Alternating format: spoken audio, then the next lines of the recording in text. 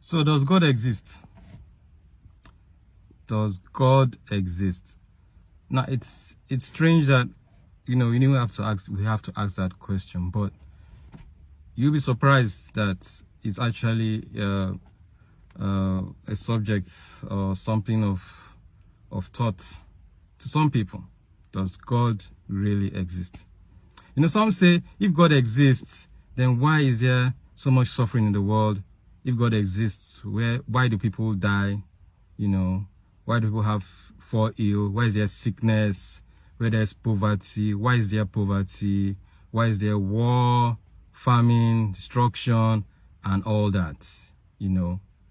Why does that happen if God exists?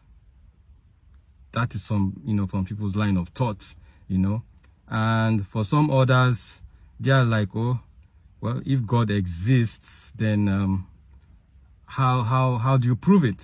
For some people, if you can't prove it, then it doesn't exist. So now let's start with those that say, oh, why is there so much suffering in the world?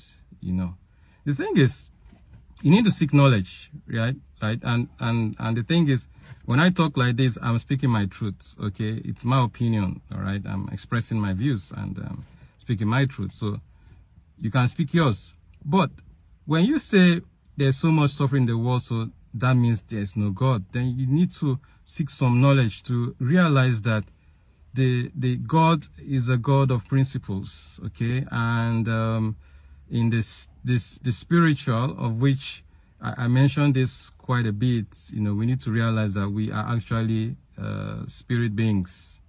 Yes. So God has, there's a spiritual principle and law, and that is that the earth that we live in actually belongs to mankind. It belongs to us, men, okay, and women, all right? So God has created the world as it is and given it to man to have dominion over. All right.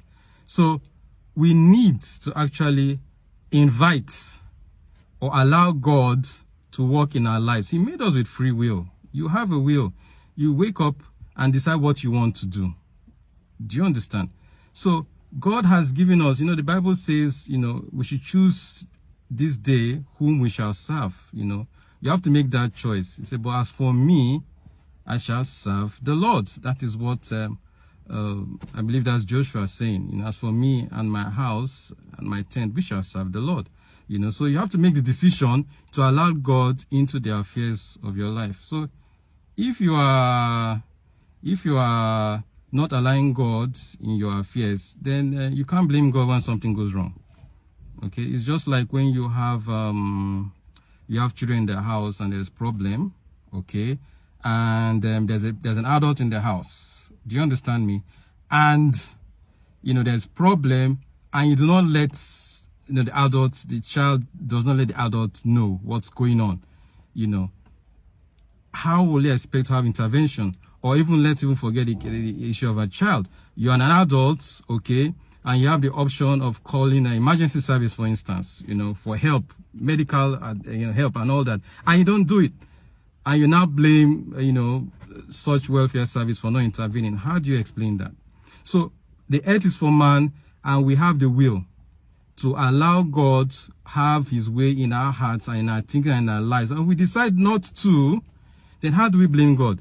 I mean, a man wakes up in the morning and hurts his neighbor or harms, someone walking on the street. How do you blame God? Because he has refused to allow God to have his way or have his own have his way in his life. So you can't blame God. Then the other aspect of someone saying, I can't, how do you prove that there's a God? Well, the thing I want to say to that person is, really, are you serious about that? I mean, how do you explain the fact that you are how you are now? I mean, have you seen pictures when you were 2 and 3 and compared to how you are now, with your goatee and beards like me, okay? And how do you explain that transition from when you were young and how you are now? How do you explain it? You understand? And you're like, how did it happen? How did you grow? How does your heart function? How do you breathe? How do you go to bed and wake up? How do you move? Can you explain it? How do you explain your functions? Do you have an explanation? If you can explain that, then you should start talking about your disbelief in the existence of God. It's key. We need to be sure of that and analyze that. How do you explain nature? How do you explain the facts that you have the trees and the birds and the mountains and you know, and the topography and all that? How do you explain it? How can science, okay, even the fact that you even have science and knowledge and your emotions and your memory, how does it happen? You know, there's this theory, the scientist says the Big Bang theory, okay?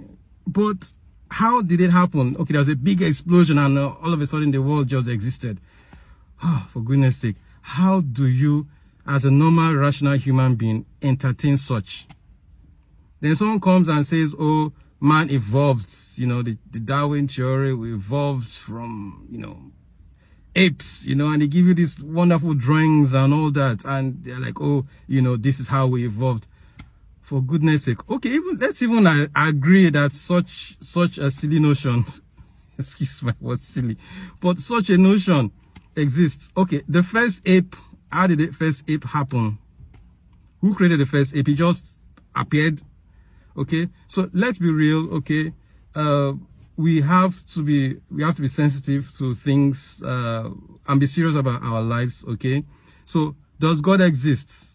In my opinion, I mean, it's a no-brainer. You don't even need to ask that. I mean, everything is created. You create a man. You can point to what man has created. So for you to tell me that man just existed without a creation, then it really beats my imagination.